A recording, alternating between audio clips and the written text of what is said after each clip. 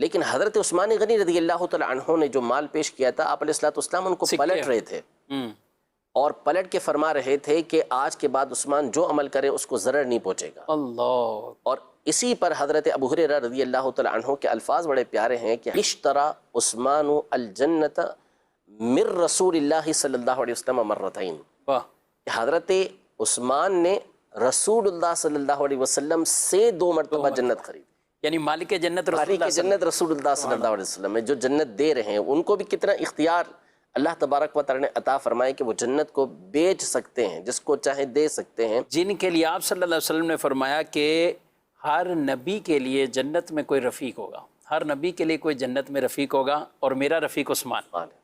جن کے لیے رسول اللہ صلی اللہ علیہ وسلم اپنی بیٹیاں جنہیں نکاح میں دیں، اور یہ آپ کی خاصیت ہے، اور کسی بھی نبی کی اولاد میں سے 2 بیٹیاں کسی ایک شخص کے نکاح میں آئیں، ایسا نہیں ہوا۔ یہ خاصیت صرف حضرت عثمان غنی رضی اللہ تعالیٰ عنہ کے کہ یکے بعد دیگرے، ایک بیٹی کا بی بی رقیہ جن کے بارے میں ہم نے سنا ان کا وصال ہوا، تو رسول اللہ صلی اللہ علیہ وسلم نے بی بی ام کلثوم رضی اللہ تعالیٰ عنہا ان کا نکاح عثمان سے فرما دیا ہے، اور اسی وجہ سے ذو النورین بھی کہلایا۔ بالکل، حضرت سیدنا امام ابن سیرین رحمۃ اللہ تعالی علیہ نے فرمایا کہ آپ کو ذو النورین کہنے کی وجہ یہی ہے کہ کوئی بنی آدم میں ایسا شخص گزرا ہی نہیں کہ یکے بعد دیگرے 2 بیٹیاں کسی بھی نبی علیہ السلام کی کسی کے نکاح کے اندر آئی ہوں سوائے حضرت عثمان غنی رضی اللہ تعالیٰ۔ سبحان اللہ۔ حضرت آدم علیہ السلام سے لے کر نبی پاک صلی اللہ تعالیٰ علیہ وآلہ وسلم تک جتنے انبیاء کرام علیہ السلام آئے، ان کی امت میں سے کسی کو بھی یہ شرف حاصل نہیں ہوا۔ تو جنت بھی کئی بار آپ نے خریدی رسول اللہ صلی اللہ علیہ وسلم۔ بڑے خوبصورت الفاظ ہیں، حضرت سیدنا ابو ہریرہ رضی اللہ تعالیٰ عنہ کے الفاظ ہیں، اور اس میں 2 مزے کی باتیں ہوتی ہیں۔ ایک تو 2 دفعہ آپ نے ذکر کیا کہ انہوں نے 2 دفعہ جنت خریدی۔ ایک تو اس وقت جب مدینہ منورہ تشریف لے کر آئے تو اس وقت ایک ہی جو ہے وہ کنواں تھا بیر روما، جس سے میٹھا پانی ملتا تھا، لیکن وہ جن کے پاس تھا وہاں سے وہ قیمت کے ذریعے ہوتا تھا۔ نبی پاک صلی اللہ علیہ وسلم نے فرمایا کہ اگر تم یہ مسلمانوں کے لیے وقف کر دو تو اس کے بدلے جنت کا جو ہے وہ کنواں تمہیں دے دیا جائے۔ جنت تو انہوں نے کنویں کے مالک نے کہا کہ میری اتنی گنجائش ہی نہیں ہے، میرا جو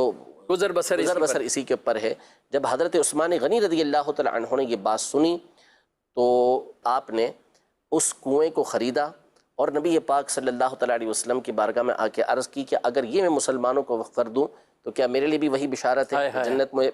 مجھے مل جائے، یعنی جنت کا سودا ہوا۔